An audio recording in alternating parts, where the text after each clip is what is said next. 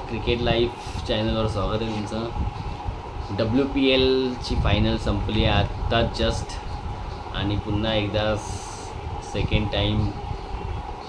Second year RCB champion झाली आहे. RCB one by 6 wickets आणि कॅप्टन स्मृती मंधाना तिचं कॉन्ट्रीब्युशन खूप मोठं होतं. 87 ना, हो 87 रन केले 41 बॉलमध्ये, 12-4 3 सिक्सेस.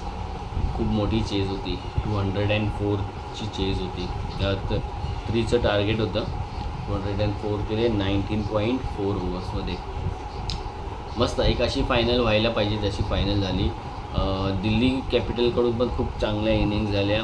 लॉरा जी साऊथ आफ्रिकेची कॅप्टन आहे, गेल्या वर्ल्ड कपमध्ये मॅन ऑफ द सिरीज होती, खूप रन्स केले तिने. जेमिना जी त्यांची कॅप्टन आहे, तिने 57 केले 37 बॉलमध्ये. आणि ही शिवेली बहुतेक वेस्ट इंडिज आहे, तिने येऊन मेन हे केलं, टार्गेट खूप डिफिकल्ट केलं RCBसाठी. ती होती, तिने 35 रन्स केले जस्ट 15 बॉलमध्ये.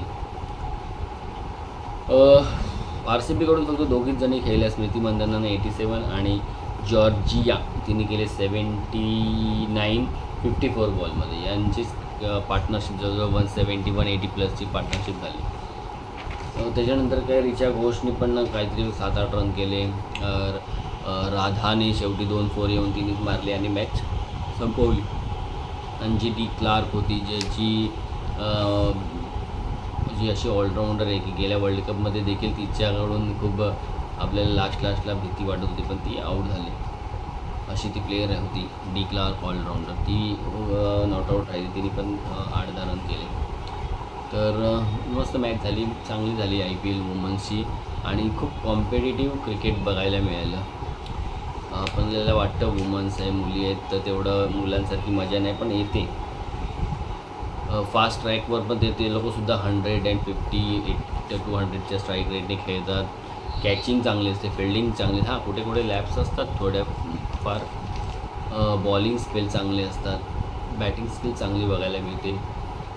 तर म्हणजे चांगलं आहे, मजा आहे. असं नाही की बोरिंग मॅचेस वगैरे होतात, वन साईडेड होतात, छान मॅच होतात. तर टाटा वुमन्स IPL खूप चांगली अपॉर्च्युनिटी देते यंग मुलींना.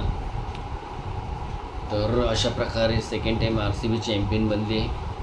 आता त्यांची मेन्स टीम पण सेकंड टाईम बनते काय इन अ रोमध्ये बघायला पाहिजे. ते आपल्याला मार्च एंडपासून स्टार्ट होणार आहे IPL, तर तेव्हा बघूया. याच्या आधी आपला आता मेन्सचा T20 वर्ल्ड कप स्टार्ट होतो आहे परवापासून, त्याच्यावर लक्ष असेल. बघूया इंडिया कशी सगळ्या मॅच खेळते, पाकिस्तानबरोबरची मॅच होते की नाही होते, झाली तर कशा प्रकारे होईल, इंडिया कशी वन साईडेड जिंकेल, काय होईल ते बघूया.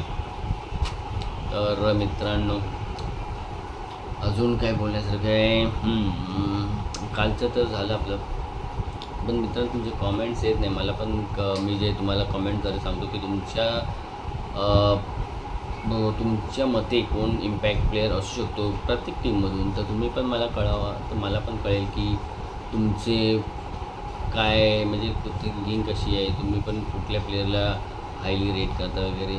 थोडं तुमचं आणि माझं मॅच होतात की नाही प्लेयर, तर बघा, वेळ काढा थोडा, कॉमेंट्स करा, व्हिडिओला लाईक करा, सबस्क्राईब करा आणि शेअर करायला विसरू नका. थँक्यू.